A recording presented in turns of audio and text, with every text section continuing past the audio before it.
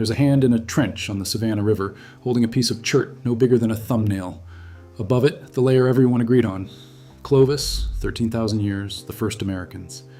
But this flake came from below, deeper, older, and when the charcoal beside it went to the lab, the number that came back wasn't 13,000, it was closer to 50. 50,000 years in South Carolina, in a place where, by every textbook, no human should have existed. The man holding it knew what that number would do to his career. He dug anyway. This is only the first crack. The man is Albert Goodyear, an archaeologist with the University of South Carolina, and the place is a chert quarry on a bluff over the Savannah River called the Topper Site. He didn't go looking for a scandal. He went looking for Clovis. A local forester named David Topper had shown him the spot years earlier, a landscape littered with the kind of stone that ancient tool makers loved because it fractures clean and sharp, and Goodyear found exactly what he expected. Clovis material, 13,000 years old, textbook. For a while, Topper was just another well-behaved site confirming the story everyone already believed. Then he kept digging. Below the Clovis layer into older river sediment that had no business holding anything human, small pieces of chert started turning up.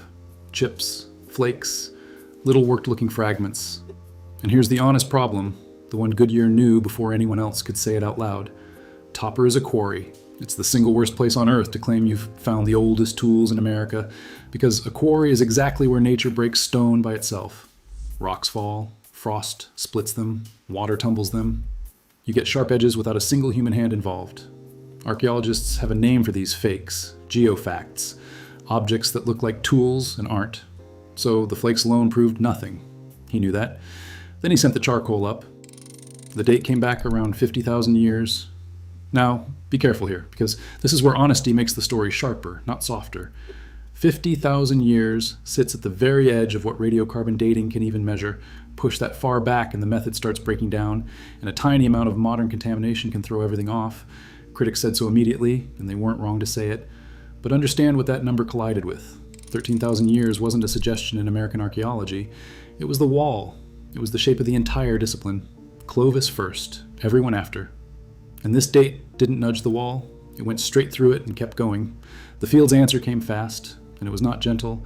The word they reached for was contamination. Old carbon leaking into the sample. Disturbed layers, geofacts, not tools.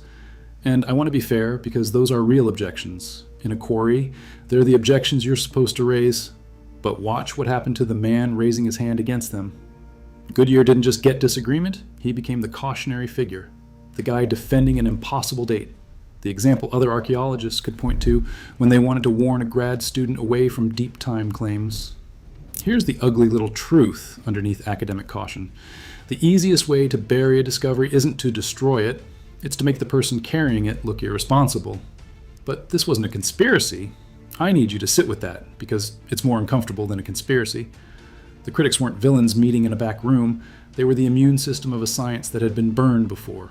American archaeology had a long history of sensational early human claims that fell apart under scrutiny, and every one of those failures taught the field to attack deep dates on sight. That reflex was earned. That's what makes this hard. The resistance was reasonable, and it still might have been wrong. So was Topper alone? Because one strange site in one strange quarry is easy to isolate. That's the whole game. And if Topper had been the only crack, the wall would have held. It wasn't the only crack. It wasn't even the first. Go to southern Chile, to a peat bog called Monteverde, and an archaeologist named Tom Dillehay. Dillahay's site came back around 14,500 years old, older than Clovis, thousands of miles south of the supposed entry point. And here's why Monteverde was worse for the old model than any quarry could ever be. It wasn't ambiguous stone. The bog preserved wood, hide, plant remains.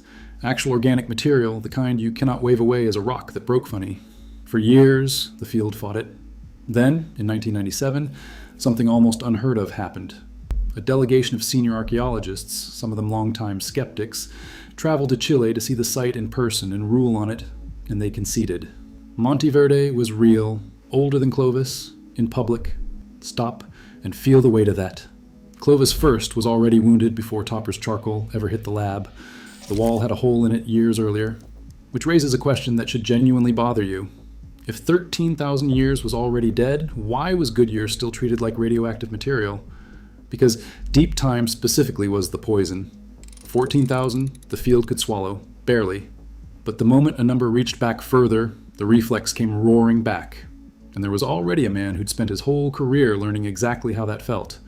His name is James Adovasio, and his site is a rock shelter in Pennsylvania called Meadowcroft. Adovasio didn't have a messy quarry. He had the opposite. Meadowcroft had beautiful, clean, layered stratigraphy, the kind of neat stacked sediment archaeologists dream about, and his deepest dates pushed back past 16,000 years, maybe further. The objection was clever. Critics suggested the samples were contaminated by ancient carbon, coal, or dissolved carbon leaching through the rock and soaking into the material like ink bleeding into a page, making everything read older than it was. On paper, devastating. Except Adovasio spent years on it, resampling, rechecking, testing the sediment around the dates, and the contaminant the critics needed, the actual physical source of all that old carbon, never turned up in the quantities the objection required. The clever answer had a hole in it, but by then it didn't matter, because the label had already done its job. Meadowcroft stayed controversial. Adovasio stayed the man defending it. 2 sites now, 2 researchers, same treatment. That's not a coincidence anymore. That's a pattern. And this is where the story stops being about layers and starts being about what happens to people who find the wrong thing at the wrong time. Now, go to the Yukon to a set of caves called Bluefish and a researcher named Jacques Cinq-Mars. In the 1970s and 80s, Cinq-Mars pulled animal bones out of those caves that appeared to carry cut marks, marks left by stone tools, butchering the animal. The associated dates ran extraordinarily old, deep into the last ice age. For his trouble, he was largely dismissed. The evidence sat. The man faded. Here's the twist, and it's a brutal one. Decades later, a new team went back to those same bones, the ones already sitting in collections, with better methods and modern eyes, and re-examined the cut marks. The 2017 reanalysis supported the conclusion that humans had butchered those animals, and the age landed staggeringly early, on the order of 24,000 years. Read that again. The reckless man was not reckless. He was early. He'd been right, or close to it, for decades, while the field treated him as a warning. And notice how the correction came. There was no press conference, no apology, no colleague standing up to say we spent 30 years dismissing this man and we were wrong. The field just quietly moved. That's the pattern you need to hold on to for the rest of this story, because it comes back. The old model doesn't die in public, it retreats in footnotes. But bones and dates are abstract. Cut marks are a specialist's argument. 50,000 years is a number most people can't feel. The old model always had one last escape hatch, and it was simple. The artifact is ambiguous. Maybe it's a tool, maybe it's a geofact, maybe the date's contaminated. Every one of these fights lived in that gray zone, and then something turned up that had no gray zone at all. White Sands, New Mexico. A dried ancient lake bed, and pressed into what was once soft mud, then buried, then revealed again. Human footprints. Not tools you have to argue about, not molecules in a lab. Footprints. A person walking. And when researchers dated the layers, the numbers came back around 21 to 23,000 years. That's not old in the ordinary sense. That's a human being standing in North America during the absolute peak of the last ice age, thousands of years before the migration story said the door was even open. And the tracks. Run alongside the tracks of giant extinct animals, people and megafauna, in the mud, together. You cannot call a footprint a geofact. Nature does not accidentally carve a human foot walking across a lake. So the critics went for the dates. The first ages relied on seeds from an aquatic plant, and aquatic plants can absorb old carbon from the water they grow in, making them read older than they are. A real problem, a serious one. For a moment, it looked like the escape hatch still worked. Then the team dated it a different way. Pollen, then quartz grains, using a method that has nothing to do with carbon at all. Different materials, different methods, and the numbers converged on the same window, same answer. They tested it again, same answer. Tested it a third way, same answer. That's the sound of an escape hatch slamming shut. And once you can't argue with footprints, the only question left is how far the argument can be pushed. Which brings us to the edge, the place most scientists refuse to go. Southern California, the Taruti mastodon site. Researchers found mastodon bones that appeared to have been smashed while fresh. Next to heavy stones they interpreted as hammers and anvils. And in 2017 they published a date that made the entire field recoil around 130,000 years. I have to stop you here because this is exactly where honesty separates a real investigation from a garbage one. That claim is not accepted. Most experts reject it hard, and they have real reasons. There are no human bones, no unambiguous tools, and the bones could have been broken by later heavy machinery or by natural forces without any human involved at all. This is not proof of anything. So why am I even telling you about it? Because of what it reveals about the shape of the fight. Notice that the pushback against Cerruti is total, unanimous, overwhelming, and the pushback against White Sands footprints could not hold. That difference is the whole point. Cerruti is genuine fringe. White Sands is genuine science that the old model simply had no room for. The field can still tell those apart, and so should you. Cerruti is the edge that proves the ground near the center is solid. So pull back from the cliff, because the real damage was never at the extreme. It was in the accumulation. Look at them together now. Monteverde in Chile, Meadowcroft in Pennsylvania, Bluefish in the Yukon, White Sands in New Mexico. Add Page Ladson in Florida, an underwater site in a river sinkhole dated around 14,500 years. Different regions, different materials, different methods, different teams. Any one of them alone you can dismiss. That was always the trick. Isolate each site, find its individual weakness, move on. But you cannot isolate 5 sites scattered across 2 continents. That stops being a collection of errors. It becomes a distribution, a pattern on a map. And the pattern breaks the map itself. The celebrated migration story, the one in every textbook, had people walking south through an ice-free corridor, a gap that opened between 2 great ice sheets as the Ice Age eased. Clean, simple, a highway from Asia into the heart of a continent. Here's the problem. When you check the timing, that corridor was likely closed, or a barren, lifeless death trap with nothing to eat, at exactly the moment people were already living thousands of miles south of it. Think about what that means. The footprints are on the far side before the bridge exists. The road opened after the travelers had already arrived. So how did they get here? The strongest answer is startling in how simple it is. The coast. Instead of walking through a frozen interior, people could have moved south along the Pacific shoreline, hopping down a rich, continuous ribbon of resources, kelp forests, fish, seals, shellfish, from Asia all the way down the Americas. Some researchers call it the Kelp Highway, and it makes the timing work in a way the corridor never could. But it comes with a gut punch. That Ice Age coastline, the actual path these people would have walked, is now underwater. Sea levels rose more than 100 meters when the ice melted. The entire front door of the Americas is submerged, drowned under the Pacific. Sit with what that does to this whole story. Maybe the evidence was never thin because people weren't here. Maybe it's thin because the best of it is under 100 meters of ocean, exactly where no inland archaeologist would ever dig. The archive wasn't hidden by anyone. It was flooded by the planet.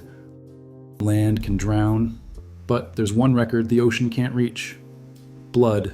Ancient DNA cracked the migration story open in a different direction. The genetics point to something called the Beringian standstill, a population that seems to have paused, isolated for thousands of years before spreading into the Americas. And a genome from an infant known as Anzac 1, a Clovis-era burial in Montana, tied Clovis people genetically to a huge swath of native populations across both continents. The family tree was already stranger and deeper than the simple one-wave story allowed.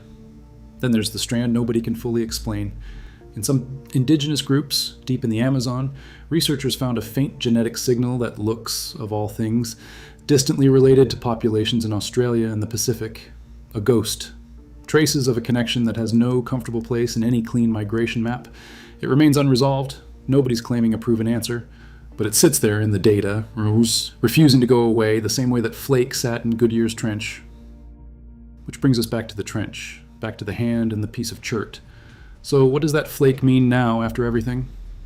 Let's be honest about it, because the honesty is the whole point. The verified part is enormous. The 13,000-year wall is gone. Truly gone. People were in the Americas before Clovis, and that's not fringe anymore, it's the mainstream position. That much is settled. The disputed part is still disputed. That 50,000-year date from Topper sits at the ragged edge of radiocarbon, and whether those deep flakes are tools or just a quarry breaking its own stone, that remains an open, unresolved fight. Topper may not be the site that wins the war, and here's the twist that turns the whole opening on its head.